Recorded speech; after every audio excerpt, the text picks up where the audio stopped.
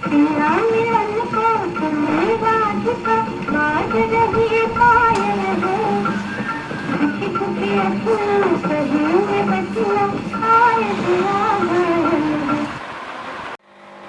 Standards ਨੇ ਲਿਖਿਆ ਕਿ ਹਿਊਸਟਨ 'ਚ ਭਾਰਤੀ ਅਮਰੀਕੀਆਂ ਦੀ ਵੱਡੀ ਆਬਾਦੀ ਹੈ ਅਤੇ If I was to be one of the things that I was from my collection, I think I would still choose to be a radiogram.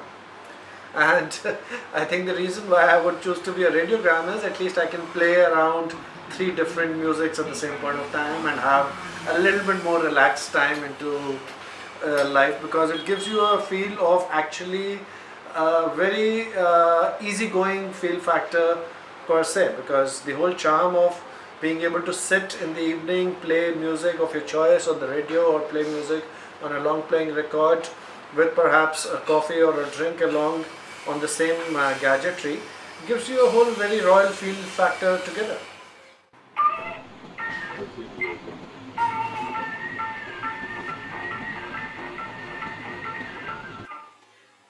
Hi, my name is Dr. Aditya Vij, and I put together some of the fast disappearing antiques around in the country.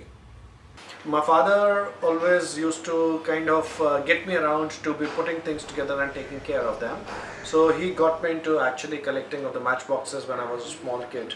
So he would take me around on long walks and would actually make me pick up the matchboxes while we walked around for 4, 5, 6 kilometers every day. So, and eventually then he came back, he taught me how to categorize them into an animal or a ship collection or a transport collection. So the matchbox situation happened for a few years there. And along with that, he used to put together comics and books, so that I actually inherited from him.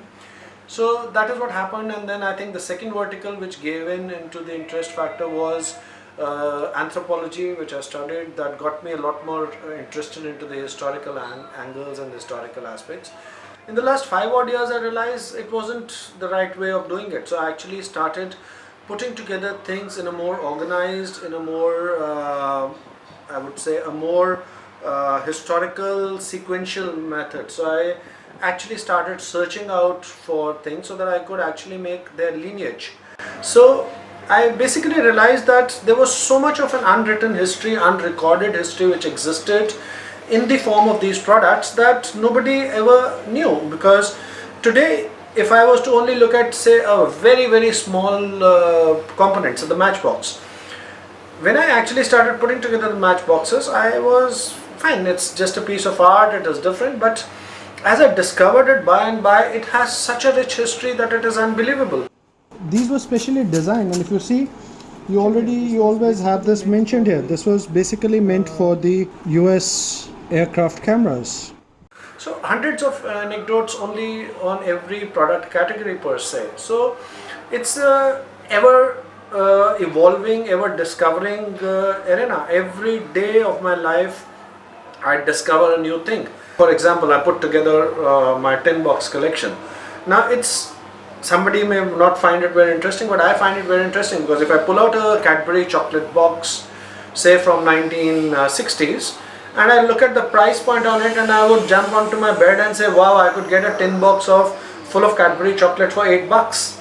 So the evolution of saying that a tin box of a Cadbury for 400 grams would cost 8 rupees in late 50s or 1960s to looking at it costing 600 rupees is a whole evolutionary process which is there.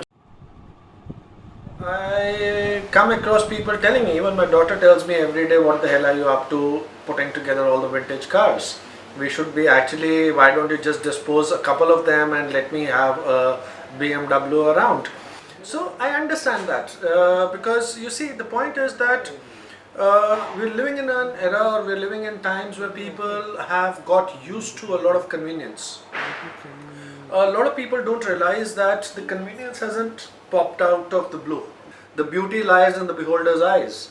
I may find something very beautiful, the other person may not like it at all. So it is something like that. So for some it may be a cupboard, for me it holds the value of information from the bygone eras. It's like digging out an old bone which was millions of years old. Somebody will look at it as a dog bone, I would still look at it as an evolution of man.